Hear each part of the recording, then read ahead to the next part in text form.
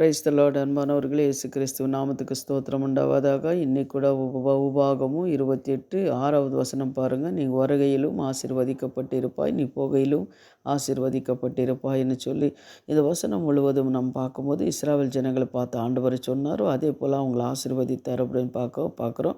ஆனால் பாருங்கள், ஆசீர்வாதம் ஓபேது வீட்டில் உடன்படிக்கை பெட்டை இருந்தது. 3 மாதம் தான் இருந்தது. ஆனால் அவங்கள ஆசீர்வதித்தாராம்.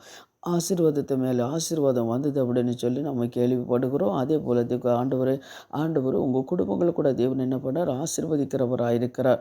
ஏன்னா ஆண்டவர் கொடுத்திருக்கிற அந்த வாக்கு தத்துவம் நிறைவேற்றுகிறவராக இருக்கிறார்.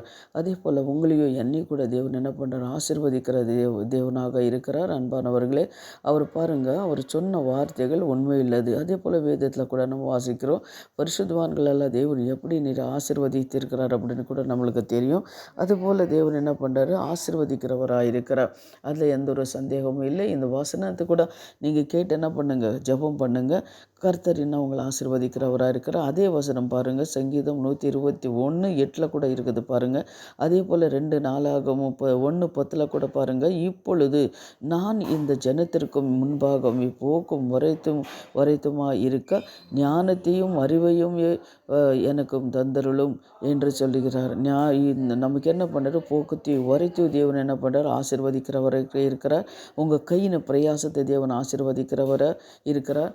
உங்களுக்கு குடும்பத்தில் உங்கள் பிள்ளைங்களும் தேவன் ஆசீர்வதிக்கிறவராக இருக்கிறார். நீங்கள் செய்கிற கையின் பிரயாசத்தானாலும் சரி, நீங்கள் போக்கத்தையும் வரைத்தையும் நீ செய்கிற ஆனாலும் சரி, உங்களை என்ன பண்ணுறார், தேவன் ஆசீர்வதிக்கிறவராக இருக்கிறார் அப்படின்னு சொல்லி நம்ம பார்க்குறோம். அன்பானவர்களே, அதுபோல் இந்த வசனத்தை நீங்கள் என்ன பண்ணுங்கள், தியானம் பண்ணுங்கள்.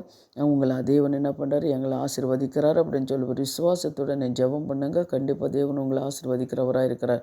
இப்பொழுது நாம் ஜெபிக்கலாம். எங்களை அதிகமாக நேசிக்கிற பரலோக பிதாவே, சர்வ வல்லமுள்ள தேவனே, உங்களை நாங்கள் துதிக்கிறோம், ஸ்தோத்திரிக்கிறோம், ஆராதிக்கிறோம், மகிமைப்படுத்துகிறோம். சுவாமி, இந்த காலைவெளியில் உங்கள் பாதபடியில் வந்திருக்கிறோம்.